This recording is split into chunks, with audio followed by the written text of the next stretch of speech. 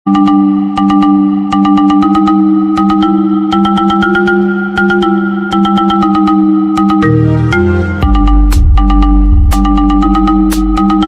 Guys, welcome to InfoSimple. இன்னைக்கு வீடியோவில் நம்ம எதை பற்றி பார்க்க போகிறோன்னா global and local scopes of variables in JavaScript.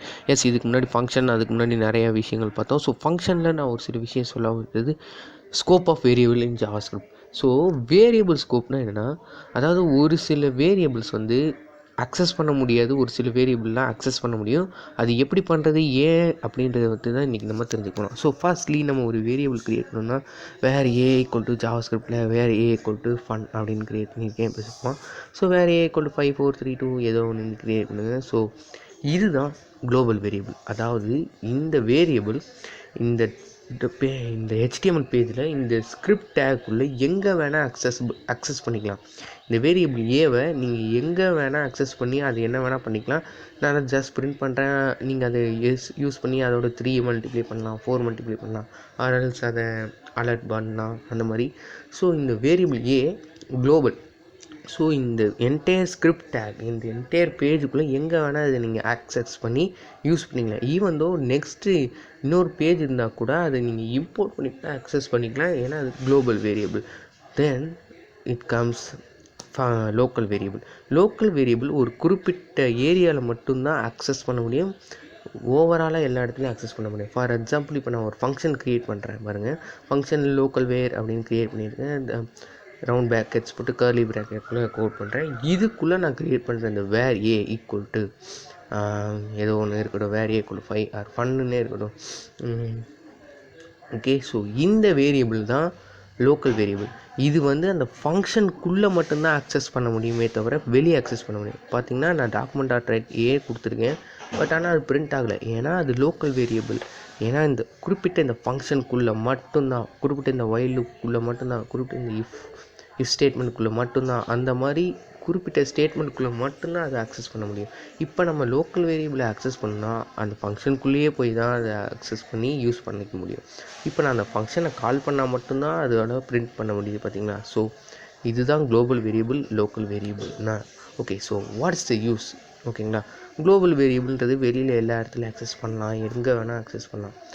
Main use என்னென்னா மெமரி, ஸ்பேஸ், அவ்வளோதாங்க.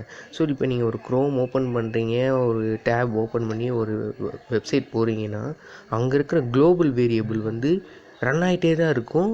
எப்போனா நீங்கள் கடைசியாக அந்த டேபை க்ளோஸ் பண்ணி அந்த வெப்சைட் விட்டு வெளியே வர வரைக்கும் அது ரன் ஆகிட்டே தான் இருக்கும். ஸோ அது உங்கள் மெமரியை உங்கள் கம்ப்யூட்டரோ இல்லை லேப்டாப்லேயோ அந்த ரேமை பிடிச்சிட்டே இருக்கும். பட் இதுவே நீங்கள் ஒரு ஃபங்க்ஷனுக்குள்ளே ஒரு லோக்கல் வேரியபிளை க்ரியேட் பண்ணுறீங்கன்னா, வெனவர் அந்த ஃபங்க்ஷனை கால் பண்ணும் போது மட்டும்தான் அந்த வேரியபிள் ரன் ஆகிட்டு அந்த ஃபங்க்ஷனோட வேலை முடிஞ்சுன்னா அந்த வேரியபிள் டெஸ்ட்ராய் ஆகிடும். ஸோ ஸ்பேஸ் தான் ஒரே இது, மெமரி தான், ரேம் தான் ஒரே மேட்டர். குளோபல் வேரியபிள் நீங்கள் வெப்சைட் போகிற வரைக்கும் அது அந்த ரேமை பிடிச்சிட்டே தான் இருக்கும். ஸோ ஹீட் ஆகும் கொஞ்சம்.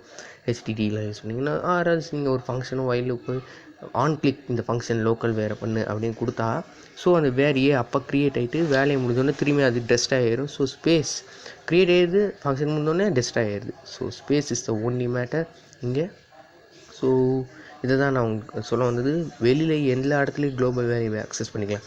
அண்ட் ஒன் மோர் திங் நான் வந்து சொல்ல மறந்துட்டேன்.